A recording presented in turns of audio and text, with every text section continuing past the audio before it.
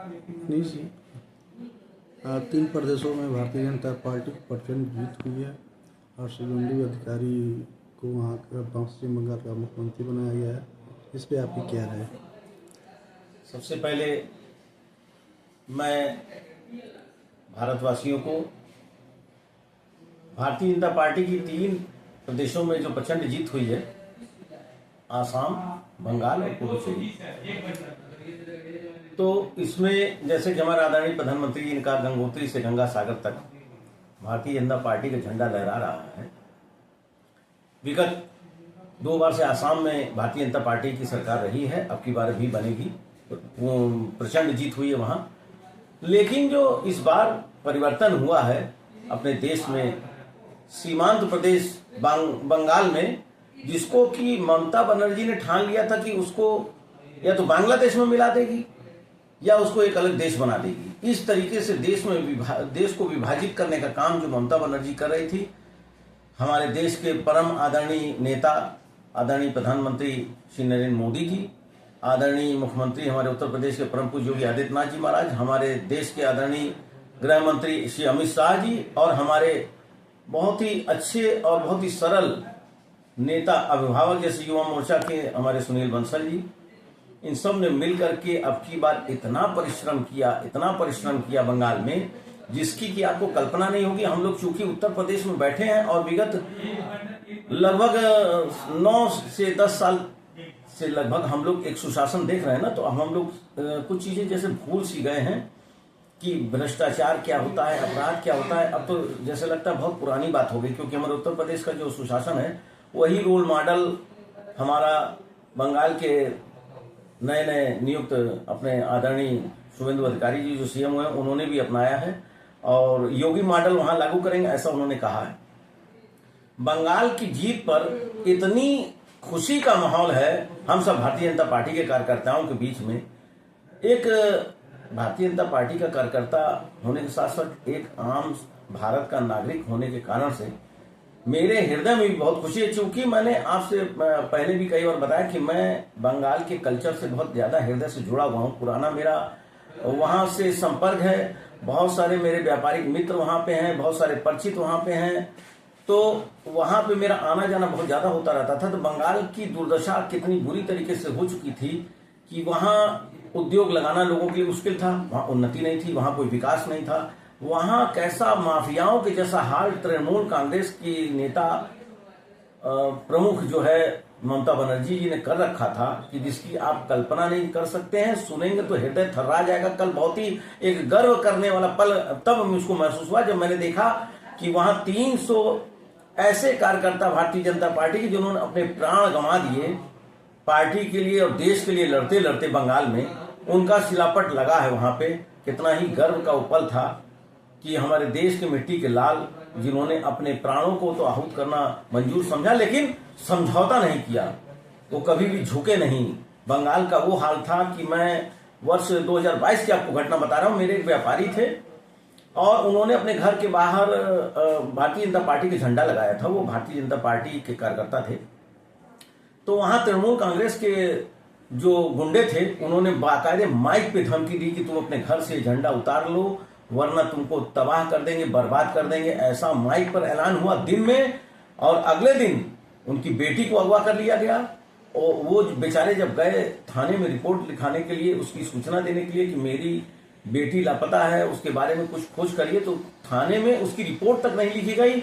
उसके बाद अगला जब इस बात को महसूस कर लिया कि मेरी रिपोर्ट नहीं लिखी जाएगी, वो कोर्ट जाने वाले थे अगले दिन, उसी रात उनकी हत्या कर दी गई और उनकी बेटी को भी मार करके उसकी बेटी का शव भी कहीं दूर मिला। उस परिवार का क्या हाल हुआ वो सोचिए। वो बेचारे एक व्यापारी थे जिनकी सोच में केवल भारतीय जनता पार्टी शामिल थी, जिनके हृदय में भारतीय जनता पार्टी बसती थी। उनके साथ ऐसे ऐसे दुराचार, ऐसे ऐसे अन्याय हुए हैं। विगत 2021 के चुनाव के बाद 37 भारतीय जनता पार्टी के कार्यकर्ताओं की हत्या हुई है वहां पे, तृणमूल कांग्रेस के गुंडों ने करी है, ममता बनर्जी ने करवाई है। ऐसे जगहों का क्या हाल हुआ। आज वहां की जनता जो इतनी खुश है, इतना ऐसा जश्न मना रही है कि जैसे वाकई में वहां दुर्गा पूजा के समय जैसा हर्षोल्लास दिखाई पड़ता है, अभी वैसा माहौल वहां दिखाई पड़ रहा है। अभी तक लोग वहां जश्न मना रहे हैं, जबकि कल शुभेंदु अधिकारी जी ने शपथ ग्रहण कर लिया, लेकिन अभी भी वहां ऐसे ही रंग गुलाल खेला जा रहा है, ढोल नगाड़े ताशे बजाए जा रहे हैं, माँ काली की पूजा उपासना की जा रही है। हमारा बंगाल देवी उपासना के लिए प्रसिद्ध है। माँ काली की, माँ दुर्गा की वहां उपासना होती है और उन लोगों के लिए प्रमुख त्योहार ही दुर्गा पूजा होता है, जो शारदीय नवरात्र आती है उसमें दुर्गा पूजा करते हैं। उस पूजा तक को बैन कराने का काम ममता बनर्जी के द्वारा किया जाता रहा है। और उस बंगाल को तो जैसे एक अलग भारत का अजीब सा प्रांत उन्होंने बना दिया था कि वहां पे रहने वाला हिंदुत्व की बात न करे। भारतीय जनता पार्टी का कार्यकर्ता है तो डर के स्वयं करके रहे, भारतीय जनता पार्टी के लिए भी न काम करे न बात करे। और वहां पे टेरर फंडिंग इतनी ज्यादा होती थी कि जिसकी आपको कल्पना नहीं होगी कि किस तरीके से वहां लोगों के बीच में पाकिस्तान से और न जाने कैसे कैसे जगहों से वहां पे टेरर फंडिंग की जाती थी और वो उसमें ममता बनर्जी पूरी तरह शामिल थी। ऐसा वहां के लोगों का मानना, मेरा नहीं, लोगों का कहना और मानना है। वो महसूस करते थे, खुलेआम बाकायदे में बातचीत होती थी। तृणमूल कांग्रेस के जो कार्यकर्ता, जो गुंडे थे, उनमें खुल करके बात होती थी कि इस देश को, भारत देश से ही बंगाल को अलग प्रांत, अलग देश बना देना है, बांग्लादेश में मिला लेना है, न जाने कौन से देश की तरह बना देना। इस तरीके की बात वो लोग किया करते थे।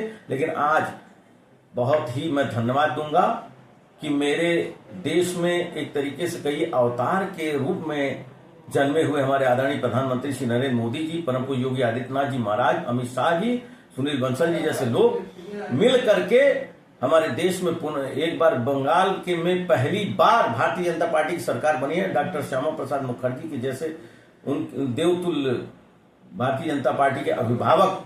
अब सोचिए बंगाल में क्या नहीं है। स्वामी विवेकानंद जी, नेताजी सुभाष चंद्र बोस, रविन्द्रनाथ टैगोर जी जैसे ऐसे वहां पे महान व्यक्तित्व का जन्म हुआ है।